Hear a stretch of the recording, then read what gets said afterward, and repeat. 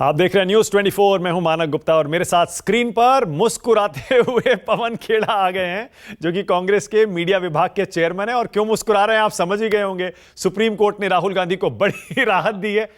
टमाटर क्यों लेके आए हैं?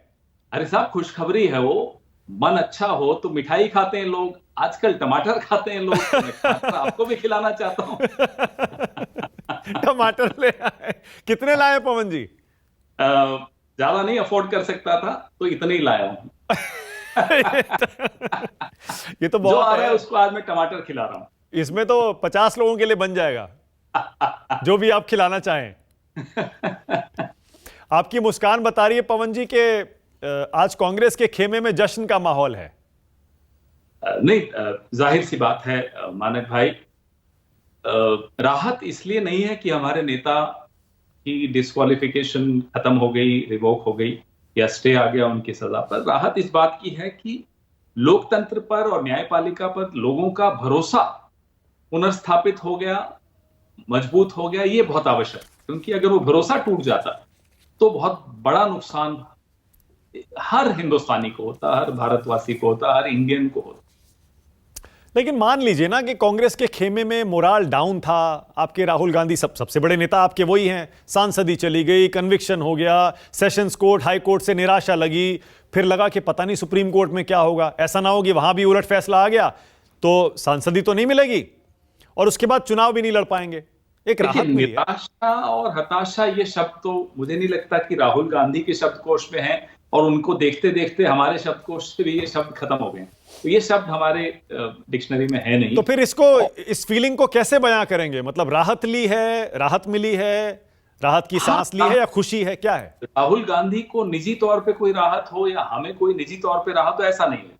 लोकतंत्र को राहत मिली है, संविधान को राहत मिली है, लोगों की उम्मीद जो होनी चाहिए न्यायपालिका पर, उसको राहत मिली है। वो आवश्यक था। भाई हम तो ये सोचते हैं ना, सबसे बड़ा नेता ही अगर संसद से बाहर हो और उस पर कन्विक्शन हो, तलवार लटकी हो, तो मोराल डाउन होना तो जाहिर सी बात है। और उससे अगर वो तलवार हट जाए कुछ देर के लिए तो राहत तो होनी ही चाहिए। मानक जी, 1942 में कांग्रेस ने तमाम सीटों से अपने आप को दूर कर दिया, तमाम प्रोविंशियल असेंबली से अपने आप को दूर कर दिया आंदोलन में जाने के लिए, सरकारों से बाहर हो गए। तो हम लोग तो संघर्ष और सड़क पर ज्यादा खिलते हैं। हम सदन में हो, सत्ता में हो, शायद इतना नहीं खिलते होंगे। हम खिलते हैं जब हम सड़क पर होते हैं और संघर्ष में होते हैं। आपने राहुल गांधी से मुलाकात की है आज का ये फैसला आने के बाद, तो क्या बात हुई? उनको देखकर आपको क्या महसूस हुआ? क्या चल नहीं, रहा था ज्यादा उनके मन कोई में? लंबी मुलाकात नहीं। उस सबके साथ हम लोग एआईसीसी में ही थे, तो कोई खास बात नहीं हुई। लेकिन उनका चेहरा देखकर और हाव भाव देखकर एक निष्कर्ष पर मैं पहुंचा हूं।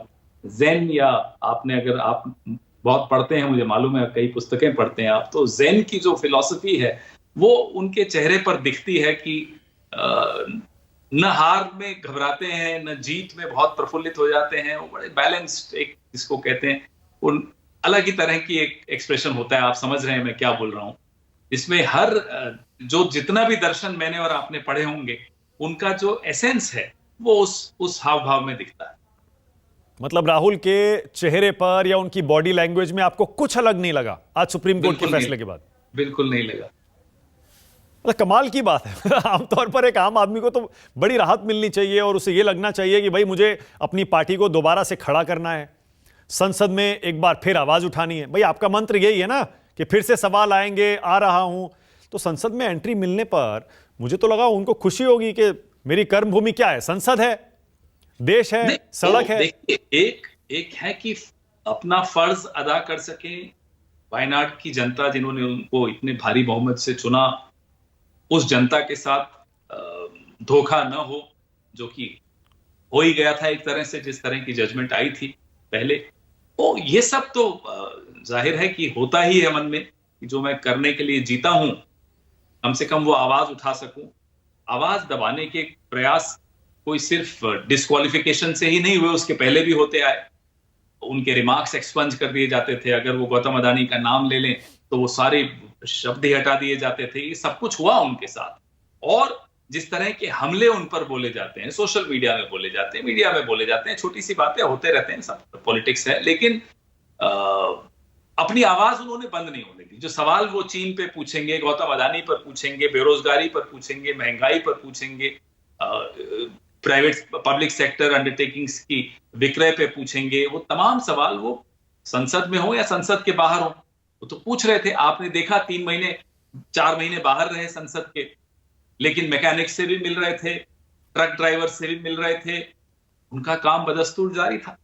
जब संसद में राहुल गांधी आते हैं और बोलते हैं, आतिशबाजी बहुत होती है, सब मानते हैं, सत्ता पक्ष भी मानता है और विपक्ष भी मानता है। तो क्या नो कॉन्फिडेंस मोशन पर जो 3-4 दिन बहस चलेगी, वोटिंग होगी, पूरे देश की नजर उस पर है, राहुल गांधी उसमें बोलेंगे और फिर से हमें आतिशबाजी देखने को मिलेगी? अब वो तो साहब से पूछिए कि उनको उससे पहले उनकी डिस्क्वालिफिकेशन हटेगी या नहीं। डिस्क्वालीफाई करने में तो 24 घंटे लगे थे, जबकि ऑर्डर गुजरात के कोर्ट का था। गुजरात से दिल्ली में शायद 120 पेज का था, मुझे याद नहीं आ रहा, लेकिन काफी पेजेस थे। तुरंत ऑर्डर समझ में भी आ गया, अनुवाद भी हो गया, डिस्क्वालिफिकेशन भी हो गई, सब 24 घंटे में हो गया। ये तो सुप्रीम कोर्ट का ऑर्डर है, बगल ही में है सुप्रीम कोर्ट।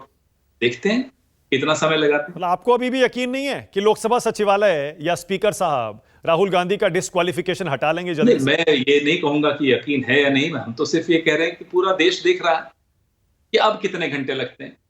ये जीत है या नहीं है राहुल गांधी की, पवन जी? लोकतंत्र की जीत, ये संविधान की जीत। क्या इससे राहुल गांधी और कांग्रेस इससे मजबूत होंगे या नहीं होंगे? अगर देश मजबूत होगा तो जाहिर सी बात है कि हम सब मजबूत होंगे। देश कमजोर हो रहा था। इस तरह की जो ऑर्डर आया था इससे पहले, इससे लोगों के मन में एक संशय हो गया था लोकतंत्र को लेकर, संविधान को लेकर और न्याय को लेकर। वो न्याय को लेकर, इसको कहते हैं साहब, न्याय मिले न मिले, न्याय का इकबाल नहीं टूटना चाहिए। वो इकबाल आज फिर से कायम हो गया। एक विश्लेषण ये भी है कि जो इंडिया गठबंधन है आपका, उसके बाकी सहयोगी थोड़े से असहज जरूर होंगे कि राहुल गांधी एक बार फिर से पूरी ताकत के साथ संसद में भी गरजेंगे और इंडिया में सबसे बड़े नेता के तौर पर वो दिखाई देंगे। ये गलत विश्लेषण है। बिल्कुल ऐसा कहीं भी किसी के भी मन में ऐसी कोई सोच नहीं है। उल्टा ये जरूर था, लोगों के मन में ये संशय था कि राहुल गांधी के साथ हुआ है आज, कल हमारे साथ भी हो सकता है। तो हम सब बिल्कुल एक दूसरे के साथ खड़े हैं और प्रसन्नता आज आपने देखा, मुझे लगता है हम लोगों से भी पहले ट्वीट्स तो इंडिया के अलायंस के आने लग गए थे। तो ऐसा नहीं है। सबको ये मालूम था कि जो राहुल गांधी के साथ किया है वो ममता जी के साथ हो सकता है, नीतीश जी के साथ हो सकता है, तेजस्वी जी के साथ हो सकता है, अखिलेश जी के साथ, किसी के भी साथ कर सकते हैं। बीजेपी कह रही है कि हमारे लिए तो अच्छा है संसद में राहुल गांधी आए, हमारे सबसे बड़े हथियार वही हैं। जब वो आते हैं, बोलते हैं, मोदी जी को गाली देते हैं या उनसे लड़ते हैं, फायदा हमें ही होता है। देखते हैं ना मोदी जी आते हैं या नहीं संसद में। 2-2 संसद बने हुए हैं, अब तो नया भी पुराना भी। हम तो ये देखना चाहते हैं कि जब राहुल गांधी संसद में जाएंगे, या उनका स्वागत मोदी जी करेंगे या फिर से लापता हो जाएंगे। क्योंकि मोदी जी सवाल से घबराते हैं, मोदी जी ऐसी किसी भी टिप्पणी से घबराते हैं जो उनकी विफलताएं दर्शाए, और राहुल गांधी वही सवाल पूछते हैं जिससे मोदी जी डरते हैं। तो देखते हैं मोदी जी आते हैं या नहीं आते। आप राहुल वर्सेस मोदी के लिए तैयार हैं संसद में और बाकी देश में? मोदी वर्सेस इंडिया है ये, मोदी वर्सेस भारत है ये, मोदी वर्सेस हिंदुस्तान है ये। मैं तीनों नाम ले रहा हूं ताकि ये इंडिया को भारत से न लड़ाएं। ये एक ही होता है, India Bharat, that is India, India that is Bharat. संविधान कहता है, सामने मेरे रखा रहता है हमेशा। पर इंडिया पे तो, इंडिया के नाम पर तो हाईकोर्ट में याचिका आ गई, उस पर नोटिस भी दे दिया गया। इंडिया का नाम क्या इनका, मोदी जी अकेले यूज कर सकते हैं। सबका है इंडिया, हमारा भी है, इन्हें क्या आपत्ति इंडिया के नाम से। अब मैं आपको सुप्रीम कोर्ट ने जो आदेश दिया है उसकी 2 लाइन पढ़ के सुना रहा हूं। देखिए, सुप्रीम कोर्ट ने यह बिल्कुल साफ कहा कि अधिकतम सजा नहीं दी जानी चाहिए थी, जो हमें समझ में आया। गलती की कोर्ट ने अधिकतम सजा देने में, क्योंकि वजह भी नहीं बताई। लेकिन बयान आपत्तिजनक था, ये तो सुप्रीम कोर्ट ने भी कहा है आज अपनी टिप्पणी में। इसका मतलब तलवार अभी लटकी हुई है राहुल गांधी पर। देखिए, आपत्तिजनक होना और गैर कानूनी होना, क्रिमिनल होना, उसमें अंतर होता है। सुप्रीम कोर्ट ने राहत दी ना, स्टे आया ना। और जो टिप्पणियां माननीय सर्वोच्च न्यायालय ने निचली अदालत पर की, मैं उस पर ज्यादा नहीं बोलना चाहूंगा, लेकिन वो आपने भी देखी, आपने भी सुनी। ये अपने आप में आत्मचिंतन का समय है संस्थाओं के लिए। तमाम संस्थाओं को ये आत्मचिंतन करना होगा कि हम किसी दबाव में आकर कोई काम ऐसा न करें जिससे लोकतंत्र को नुकसान हो। मैं अभी, लेकिन आप तो मानते हैं ना अभी भी सेशंस कोर्ट में वापस जाएगा मामला। वो जो मानहानि का केस है वो भी गया नहीं है, इसीलिए बीजेपी कह रही है बकरे की अम्मा कब तक खैर मनाएगी। ये भाषा, और भारतीय जनता पार्टी को तो आज मुझे लगता है शर्म के मारे बाहर आना ही नहीं चाहिए था। कुछ डिबेट्स पे तो मैंने सुना वो भेज ही नहीं रहे हैं, कुछ लोगों को शर्म आ गई होगी, लेकिन ये भाषा शोभा नहीं देती। न्यायपालिका का सम्मान इन्हें करना चाहिए। सर्वोच्च न्यायालय ने जो टिप्पणियां की हैं, वो टिप्पणियां मुझे नहीं लगता कि रात को इन्हें सोने देंगी। यानी आप मानते हैं कि अब आगे की लड़ाई सेशंस कोर्ट में, वो भी अभिषेक मनु सिंघवी के नेतृत्व में कांग्रेस का वकीलों का दल जीत सकता है? पवन जी, देखिए, पूरा भरोसा रखते हैं हम लोग न्यायपालिका पर। देर होती है, अंधेर नहीं होती। इसी भरोसे पर पूरा देश आज 4, 5, 6 करोड़ केसेस अगर पूरे देश में हैं लंबित, तो इसी उम्मीद पर ही लोग न्यायपालिका का दरवाजा खटखटाते हैं, और पूरी उम्मीद है न्याय हमें मिले। आखिरी सवाल पवन खेड़ा, क्या कांग्रेस की स्ट्रैटेजी अब बदलेगी क्या? क्योंकि सुप्रीम कोर्ट के आज के फैसले के बाद ऐसा लग रहा है कि कांग्रेस के खेमे में राहत तो है। दो राहें पर थे आप, अगर स्टे हुआ तो क्या करेंगे, नहीं हुआ तो क्या करेंगे, अब हो गया तो अब किस रास्ते पर चलेगी कांग्रेस राहुल गांधी के नेतृत्व में? आप बड़ा सीमित सवाल पूछ रहे हैं। कांग्रेस दोराहे पे थी, देश चौराहे पे खड़ा है। हमें देश को सही रास्ते पर लाना है, और वो बड़ा मुश्किल काम कर दिया है मोदी जी ने। 10 साल में जिस तरह से देश की संस्थाओं के साथ मजाक किया गया, उनको तबाह करने की चेष्टा की गई, देश की अर्थव्यवस्था को जिस तरह से, जिस पर प्रहार हो रहे हैं, जिस तरह के नौजवान जिस तरह से परेशान हो रहा है, चीन सीमाओं पर जो हालत हो रही है, ये सब देखते हुए मुझे लगता नहीं कि कांग्रेस पर आपको किसी को ज्यादा चिंता करनी चाहिए। चिंता अभी देश की।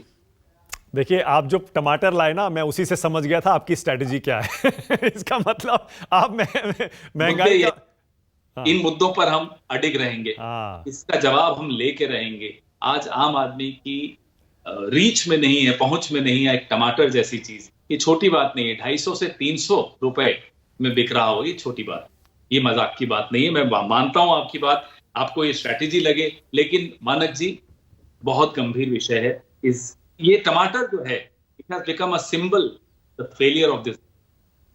Okay, Pawan Khera, thank you so much. News 24 से बातचीत करने के लिए बहुत धन्यवाद आपका। थैंक यू, धन्यवाद।